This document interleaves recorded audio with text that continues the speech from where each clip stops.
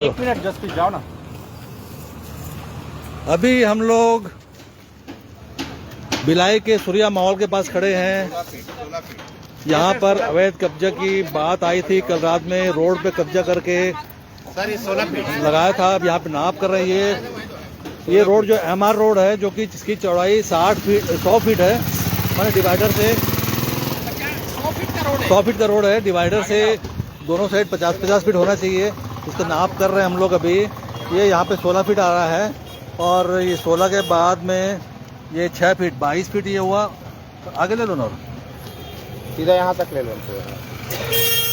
ये 26 फीट हो रहा है ये रोड के यहाँ नाली तक। वहाँ तक जाएगा।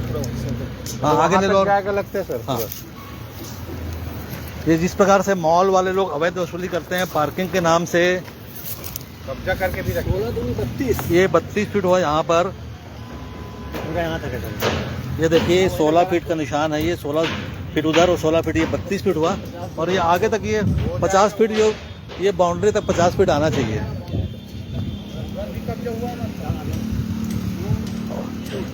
हाँ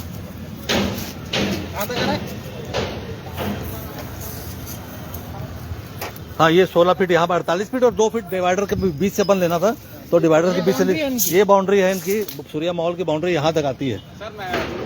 हाँ, अब मेहरबान जी अब बताइए क्या मामला है और आप लोग क्या कार्रवाई है, कहाँ गए थे और आगे क्या प्रोग्राम है?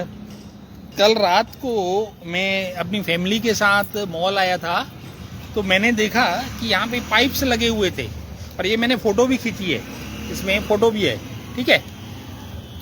सुबह जब हम लोग आज थाने में और जोन आयुक्त को कंप्लेन किए तो ये पाइप्स, उन्होंने बताया कि पाइप्स हटा दिए गए हैं।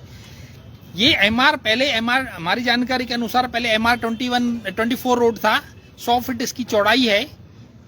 यहाँ पे मॉल वाले पार्किंग का शुल्क वसूल करते थे, जबकि ये नजूल की जमीन है और इसके ऊपर पार्किंग का शुल्क वसूल नहीं किया जा सकता। और ये लोग अतिक्रमण करके घेरा डाल करके, ये सेकंड टाइम उन्होंने पाइप गाड़े हैं। पहले और पाइप गाड़ चुके थे, हटाए थे, फिर अभी कल रात को और गए।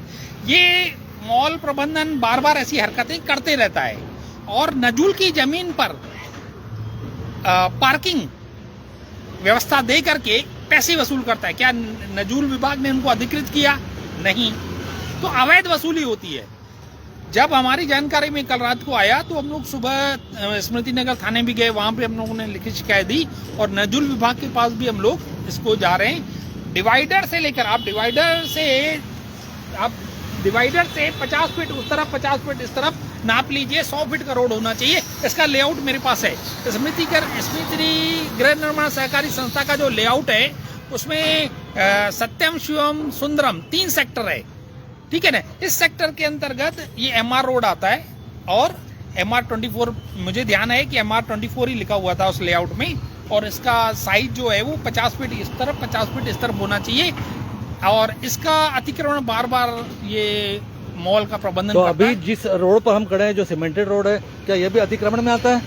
बिल्कुल। ये रोड अगर मॉल वालों ने बनाया है अपने यूज के लिए तो वो गलत है, क्योंकि ये निगम की जमीन है, सॉरी नजूल की जमीन है।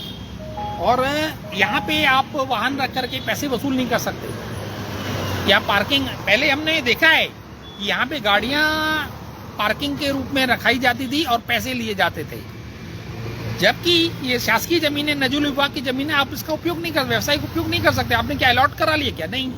तो ये विधि विरुद्ध कार्य होता था, हमारी जानकारी में आया। अब इसको अंत तक ले जाएंगे।